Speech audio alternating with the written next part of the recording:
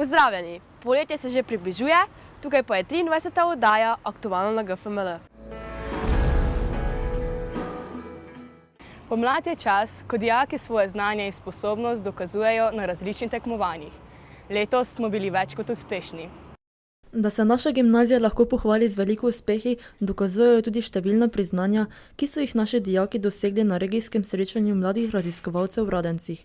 Dosegli so odlične rezultate, 2 zlati, 5 srebrnih in 4 bronasta priznanja. Prva izmed 2 zlatih priznanj je bila raziskovalna naloga Patricije Zver z naslovom Bazenska voda v pomurskih kopališčih, ki jo je naredila pri kemiji. Za samo raziskovalno nalogo sem se odločila med poletnimi počitnicami, med obiskovanjem pomurskih kopališč.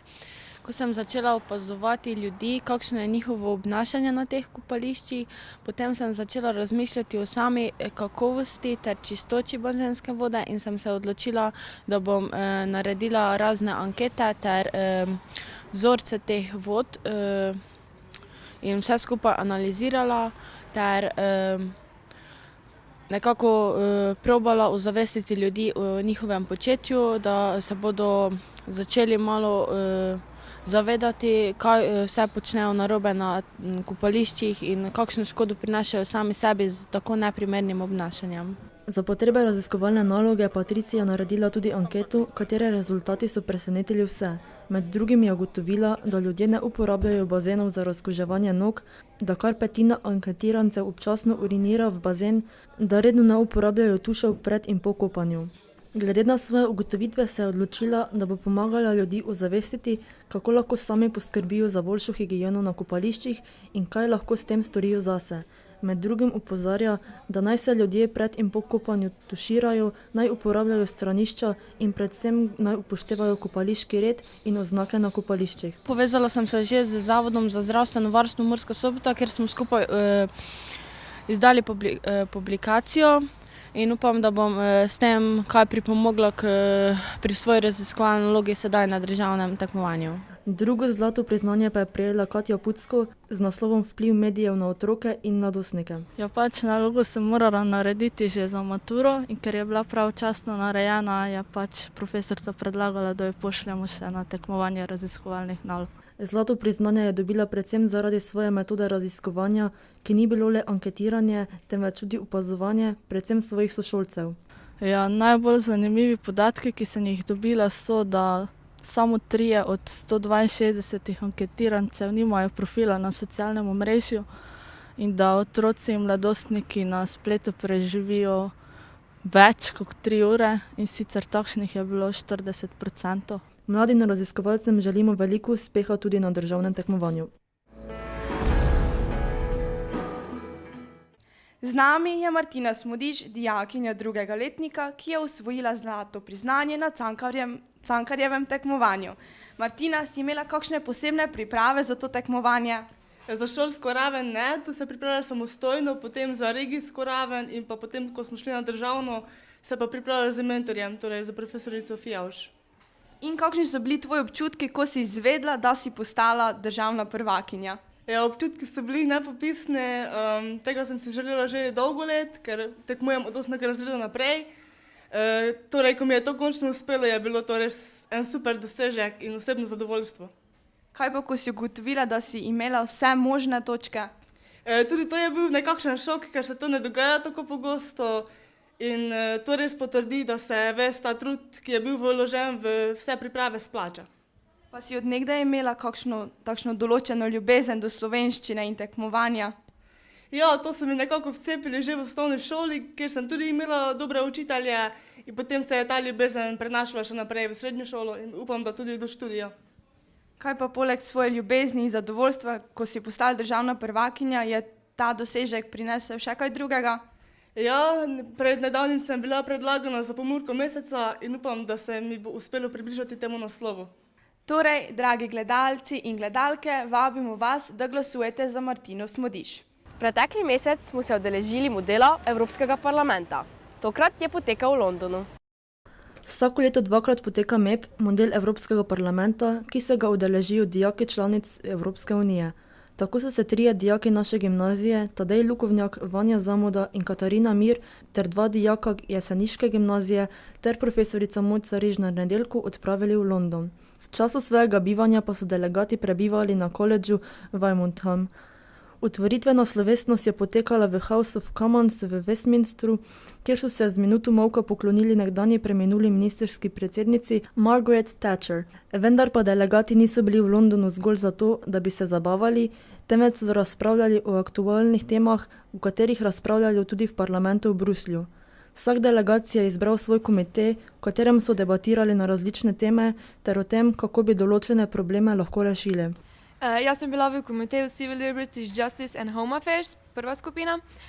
Pogovarjali smo se o organiziranem kriminalu in seveda o terorizmu, o trgovanju z drogami, z ljudmi, pa tudi z orožjem. Bilo je zelo zanimivo, saj smo tudi prišli do različnih rešitev. Bil sem član komiteja o industriji, energiji ter raziskavah. Naša glavna tema je bila, da bi našli odgovor na vprašanje, kako zmanjšati količino izpušnih plinov in emisij znotraj Evropske unije vsaj za 50%. Pri tem, ko smo želeli najti odgovor na to vprašanje, smo diskutirali o posameznih državah. Jaz sem bila v komiteju Women's Rights and Gender Equality. Mi smo se pač pogovarjali o enakosti spolov pa o pravicah žensk, naprimer, kako se to razlikujejo pravice žensk v različnih državah po Evropski uniji in kako bi mi lahko to čim bolj izenačili, potem kakšne priložnosti imajo ženska in moški, ter da ponavadi so pač moški bi naj bi bili bolj sposobni za različna dela in pač kaj bi mi lahko naredili, da bi to mnenje spremenili in te stereotipe. V sklopu njihovega obiska so si med drugim ogledali znamenit College Cambridge, ki slovi po uspešnem znanstvenem parku, ogledali pa so si tudi posamezne univerze in knjižnico. Zasedanje generalne skupščine je potekalo na Univerzi East Anglia. Tam so bile predstavljene vse resolucije, se pravi, predstavljene so bile ideje in rešitve na probleme, s katerimi so se delegati ukvarjali ves teden. Zaključek MEPA pa je bila zadnja gala večerja, ki je potekala na nogometnem stadionu, kjer so se po napornem tednu vsi lahko sprostili in proslavili uspešen teden v Londonu. Na samem potovanju mi je bila najbolj všeč zaključna večerja. Leta se je namreč odvijala na stadionu v enem izmed tamkajšnjih klubov. Najbolj sem si zapomnila, ko smo si ogledali Cambridge, zelo veliko seveda univerz imajo, zelo je lepo, umirjeno tudi, pač pa nasploh to, kar nam je profesor predstavil, je bilo tudi zelo zanimivo. Naši gimnazijci so prišli domov polni zanimivih izkušenj. Meni je bilo najbolj všeč, da smo pač spoznali različne ljudi iz različnih držav, da smo spoznali njihove kulture, običaje, jezike in pač, da smo se spoznali med sabo, nove prijateljstva in tako naprej. Naši dijaki so svojo nadarjenost prikazali na različnih prireditvah izven šole. V času med 10. in 12. aprilom je v organizaciji Pokrajinskega arhiva Maribor v Radencih potekala mednarodna konferenca z naslovom Tehnični in vsebinski problemi klasičnega in elektronskega arhiviranja. Konference se je udeležilo približno 200 udeležencev iz 11 držav. V izvedbenem delu konference so sodelovali tudi dijaki in profesori Gimnazije Franca Miklošiča. V otvoritvenem delu sta nastopili Nina Mladenović in Monika Ivančič. Ravnateljevemu uvodnemu nagovoru je sledilo prvo strokovno predavanje v izvedbi dr. Mirana Puconja. Dr. Puconja je predstavil znanstveno pot dr. Franca Miklošiča, katerega 200-letnico rojstva praznujemo letos. Predvsem se je v svojem referatu osredotočil na temelj njegovega znanstvenega proučevanja, to je jezikoslovje. S svojo intelektualno širino je dr. Puconja navduševal prisotne. V večernem delu so dijaki pripravili kulturni program za udeležence konference. Po uvodnem predstavitvenem filmu so se svojimi nastopi predstavili Lana Lančič, dijaška gledališka skupina v izvedbi priredbe Povodnega moža in vokalna skupina Pomurski dečki s pevko Nušo. Ružo moja crvena, ne ubrana ljubavi, ti si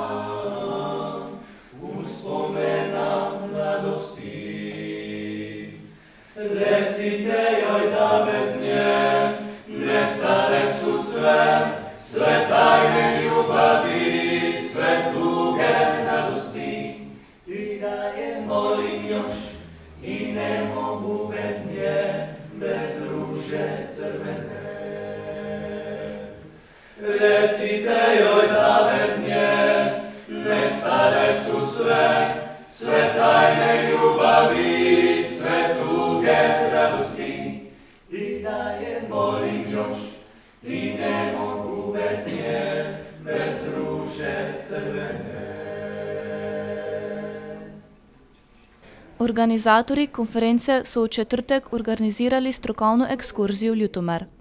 Udeleženci so najprej v kulturnem domu prisostvovali v predstavitvi arhivskega fonda o dr. Francu Miklošiču, ki ga hrani Pokrajinski arhiv v Mariboru, nato so si ogledali muzej kasaštva v Ljutomeru. Pod strokovnim vodenjem so spoznali Ljutomer in njegovo zgodovino. Torej, Ljutomer smo si izbrali zato, ker me osebno vežejo na Ljutomer lepi spomini. Bil sem tudi nekoč dijak Ljutomerske gimnazije. Predvsem pa nas je tudi pripeljalo iz strokovnega stališča to, da je pač letos v Ljutomeru se obeležuje 200-letnica rojstva Franca Miklošiča in zato smo se nekako tudi z gimnazijo Franca Miklošiča Ljutomer dogovorili, da vso to našo mednarodno posvetovanje posvetimo tudi temu dogodku. Za konec so obiskali Prleško republiko, kjer so jim kunštni prleki podelili prleški potni list, udeleženci pa so lahko svoj denar zamenjali za prleško denarno valuto. Z nami je naš dijak Urh Lukman, ki se je odpravil na prav posebno potovanje na Tajsko. Urh, s kakšnim namenom si šel tja? Na Tajsko smo se odpravili v okviru debatno-naravovarstvene akademije in tja smo se odpravili z dvema namenoma. Prvič, da smo se naučili debatirati in drugič, da smo nekako pripomogli k nekemu varstvu narave. Užival si verjetno zagotovo. Kaj ste vse počeli, kakšne zanimivosti? Če začnem z opisom te akademije. Sestavljena je bila iz dveh delov. V prvem delu smo bili 4 dni v Bangkoku, to je glavno mesto Tajske, kjer smo si ogledali nekaj znamenitosti ter imeli neka kratka predavanja o debati in o temah, ki se tičejo varstva okolja, recimo o Kitajski, kako se Kitajska sooča z varstvom okolja ter kako se Evropa oziroma Slovenija oziroma Litva, ker na projektu so sodelovali 4 države, to so bile Slovenija, Litva, Kitajska ter Tajska in vidiki varstva okolja so bili predstavljeni od vsake države posebej. No, v glavnem to so bili ti 4 dnevi v Bangkoku, nato smo šli 4 dni na morje oziroma na obalo. Cha Am se je imenoval kraj, kjer smo prebivali, tam smo živeli v neke vrste bungalovih, ki so bili dokaj turistično naravnani, ampak vseeno smo tam izvedli kratek debatni turnir, kjer smo slučajno bili v ekipi, ker so pač ekipe bile žrebane, v kateri ekipa je pač zmagala. Tako da, ja, je bilo zabavno. No, Tajska ti bo najbrž ostala v velikem spominu. Kaj ti je bilo posebej všeč? Zdaj, mogoče še tisto, kar mi je bilo najbolj všeč, ni tisto, kar mi je najbolj ostalo v spominu, ampak definitivno bo mi najbolj v spominu ostalo tisto sajenje mangrov, kajti v okviru naravovarstvenega projekta smo ob obali sadili mangrove, to se verjetno vidi na slikah, ker smo se kar umazali, glede na to, da smo hodili po blatu in smo bili dejansko do pasa skoraj v blatu. In ja, to bom si verjetno res zapomnil do konca svojega življenja. No, torej si tudi ti nekaj pustil na Tajskem. Ja, posadil sem recimo 20 mangrov. Kaj pa so mangrove? Mangrove pa so tropsko rastje, ki pač ima zračne korenine in rastejo v obali. Sadili pa smo jih z namenom zaradi tega, ker ko pač mangrove posadimo v obali, s tem preprečimo, da se morje širi v notranjost in tako dejansko dovolimo tem kmetom oziroma prebivalstvu na tem področju, da nekako še vedno tam obstaja. Še imaš kakšne podobne načrte in kako sploh priti do tega? Ja, prvo, zelo fajn je, če si debater, ker ko si debater, si nekem tem območju, ker se na nekem tem akademskem območju, kjer te pač lahko dobiš, imaš dosti večje možnosti, da te izberejo za nek tak projekt, ki se odvija nekje v tujini. Recimo, če si debater na naši šoli, te recimo šola predlaga, če si dovolj dober, oziroma konec avgusta gre Zoran na enak projekt, oziroma v okviru istega projekta gre on na Kitajsko. Se pa ta projekt ponovi vsake 2 leti, oziroma vsako leto se neke nove partnerji, torej se gre v neke druge države in tako naprej.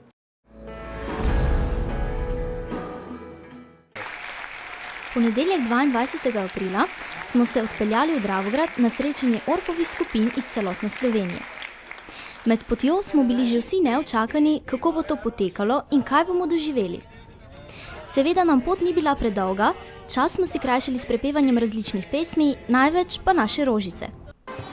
Po nastopu 9 skupin je prišel odločilni trenutek, ko smo stopili na oder še mi, ter se predstavili širši publiki in komisiji. Med nami je bilo polno adrenalina in dobre volje. Na odru smo totalno razturali in navdušili publiko ter komisijo. Predstavili smo se s poskočnimi skladbami The Lions Sleep Tonight, Jumbo Buana, William Tell, Uvertura in seveda našo najboljšo Ti moja rožica.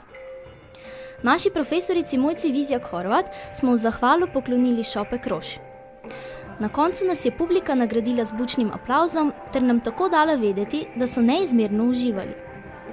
Vsem nam je bila to zanimiva izkušnja, saj smo se zabavali, najbolj pa smo hvaležni našim spremljevalcem, ki so nas ves ta čas spodbujali s pozitivno energijo.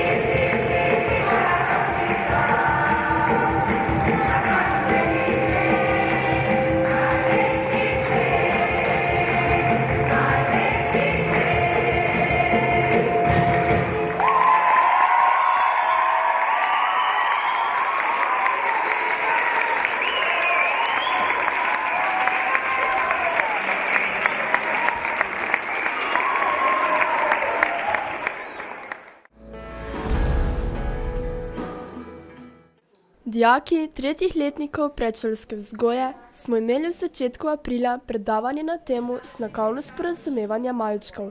Predavali sta nam gospa Mojca Polag-Williams in Anica Justinek. Znakovni jezik nam je še najbolj poznan kot sredstvo za sporazumevanje z gluhimi in naglušnimi. Le malo kdo pa ve, da lahko z zelo podobnimi znaki komuniciramo tudi z malčki in je vedno bolj priljubljen tudi pri nas v Sloveniji.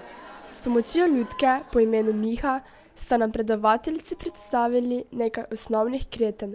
Med predavanjem smo za razvedrilo odigrali še igro pantomime in kviz, kjer smo dokazali, da imamo že veliko znanja na tem področju. Gospa Polag nam je veliko stvari povedala, tudi iz lastnih izkušenj, in nekaj besed namenila še o avtizmu in Downovem sindromu. Med samim predavanjem smo se naučili nekaj kreten, s pomočjo katerih smo zapeli pesmici Rad pijem mleko in ko si srečen. Zahvalo za prenašanje znanja na nas dijake smo se predavateljicama lepo zahvalili in jo nagradili z velikim aplavzom. Tudi ta mesec smo gostili doktorja znanosti v okviru projekta Znanost ima mlada. V mesecu aprilu je na naši šoli potekalo še eno srečanje v okviru projekta Znanost ima mlade. Gost pa je bil naš bivši gimnazijec Amadej Juranovič, ki je od letos doktor kemije. Pot ga je po gimnaziji popeljala na fakulteto za kemijo in kemijsko tehnologijo Univerze v Ljubljani, kjer je leta 2008 diplomiral na katedri za organsko kemijo z diplomskim delom Sinteza in karakterizacija novih fluorescentnih derivantov naftalena ter zanj prejel fakultetno Prešernovo nagrado. Istega leta se je vpisal na podiplomski študij kemije, smer organska kemija, ter se kasneje zaposlil kot mladi raziskovalec v raziskovalni skupini profesor dr. Marjana Kočevarja. V letu 2009 je bil izvoljen v naziv asistenta na področju organske kemije in letos je doktoriral. Med pogovorom nam je povedal, kakšni so problemi, s katerimi se srečujejo mladi raziskovalci. Največje težave so povezane, se dotikajo financiranja. Kajti mesta za mlade raziskovalce so v veliki meri financirane s strani države, deloma tudi s strani industrije. Tako da, če se bojo ta mesta krčila, kot zaenkrat kaže pač, da naša vlada na nek način pač poskuša krčiti ta mesta za mlade raziskovalce, bomo naenkrat ostali brez znanstvenega kadra oziroma se bo ta zmanjšal in to ni dobro nasploh za gospodarstvo. Kajti vemo, da je stabilno gospodarstvo tisto, ki ima dober razvoj in kvaliteta izdelkov je tudi pogojena z razvojem. Čeprav ima na našo gimnazijo lepe spomine, je rekel, da se nazaj na GFML ne bi vrnil. Najprej bi rad povedal, da je pač gimnazija Franca Miklošiča v Ljutomeru odlična gimnazija. Tukaj spomini na gimnazijska leta so res prijetni, razumeli smo se s šolci, tako smo se razumeli tudi s profesorji. Če pogledam malo naokoli, vidim, da je tudi mnogo izmed teh učiteljev je bilo mojih učiteljev in pač hvaležen sem tudi za vse znanje, ki sem ga dobil v teh letih. Gimnazijski časi so mi dali tudi pač izobraževanje v tej inštituciji, mi je dalo neko solidno, trdno podlago, da sem lahko razvijal svoje mišljenje, nadgrajeval svoje znanje in ta podlaga je bila tudi, moram priznati, kar dobro. Tako da sem brez problema se srečeval s problemi, ne glede na to, ali so se ti problemi pojavili bolj na naravoslovnem področju ali pa družboslovnem. In tukaj pač cenim to znanje, ki sem si ga tukaj pridobil. Kot pa ste me vprašali, če bi se vrnili nazaj, pa je zanimivo, da se ne bi. Zato, ker v bistvu se ne bi vrnil v katerokoli obdobje svojega življenja. Svojo prihodnost pa Amadej ne želi posebej načrtovati, saj se mu zdi zelo pomembno, da izkoristi vsak trenutek v sedanjosti, s prihodnostjo pa se bo ukvarjal, ko bo ta trkala na vrata. Sedaj se vidi v nekem stimulativnem okolju, spodbudnem okolju in v bistvu v povezavi z delom raziskovanja, kjer bi sodelovali z raziskovalci oziroma znanstveniki, ki imajo znanja in izkušnje zlasti na področju organske sinteze, kajti to me najbolj zanima. Številne dejavnosti delimo tudi s poslušalci. Na gimnaziji Franca Miklošiča Ljutomer poleg mesečne televizijske oddaje pripravljamo tudi radijske, ki so vsak teden predvajane na Radiu Maxi. Oddajo pripravljajo naše dijakinje in zaenkrat imamo 2 radijska para, ki se vsak teden izmenjujeta. To sta Laura Jut in Klara Filip ter Maja Vičer in Nastja Alt. Seveda pa ni vsakdo primeren za takšno delo. Laura in Klara pa sta nam zaupali, odkot njuno navdušenje za delo na radiju. Najno navdušenje mislim, da je pač enako, obe sve zelo glasnivi, veselivi, pozitivni osebi in novinarstvo na na nek način zelo veseli. Tako je, in ni boljšega delati nekaj, kar ti je všeč. Tematiko oddaje izbirate sami, največkrat pa se navezuje na dogajanje na naši gimnaziji. Oddajo pripravljajo tako, da pogledave, kaj se je prejšnji teden in do srede, ta teden, ko snemave oddajo, dogajalo na naši šoli, potem pa dodave kakšno temo, kot naprimer sedaj so imele hrana za vroče poletne dni ter poletne počitnice. Pravite, da ste v studiu sproščeni in se počutite res dobro. Zadovoljni pa niste samo mladi voditeljici, temveč tudi zaposleni na Radiu Maxi. Andrej nam je povedal, da z našo gimnazijo sodeluje že več sezon in so čedalje bolj zadovoljni. Moram povedati tudi, da so dijakinje pa dijaki vedno boljše pripravljeni, torej vsako leto vam gre boljše in sploh letos, moram priznati, da vedno katerakoli ekipa pride, ker jih tudi več različnih pride, so vedno dobro pripravljeni, včasih celo v enem tednu 2 oddaji posname, tako da se jim včasih prav mudi in res pridejo, posnamejo in zadeva lahko gre naslednji dan v eter, tako da smo zelo zadovoljni s sodelovanjem. Mislim, da bomo dobili kmalu tudi kakšne nove potencialne sodelavce. No? Dijakinje si na Radiu Maxi pridobivajo veliko novih izkušenj ter retoričnih sposobnosti. Klara in Laura pa pravita, da tudi za prihodnost načrtujeta nekaj v zvezi z novinarstvom. Tudi moji načrti o prihodnosti imajo nekaj v zvezi z novinarstvom, definitivno, ker v tem uživam in mislim, da tudi Laura se nagiba k temu, kaj ne? Ja. Ja, mene tudi novinarstvo zelo veseli, vendar poleg radija bi tudi zelo rada delala na televiziji, tako da se med radijem in televizijo še odločam. Radijske oddaje lahko spremljate tudi na našem prenovljenem multimedijskem centru, kjer si lahko ogledate tudi razne videoprispevke, fotogalerije in arhiv raznih publikacij.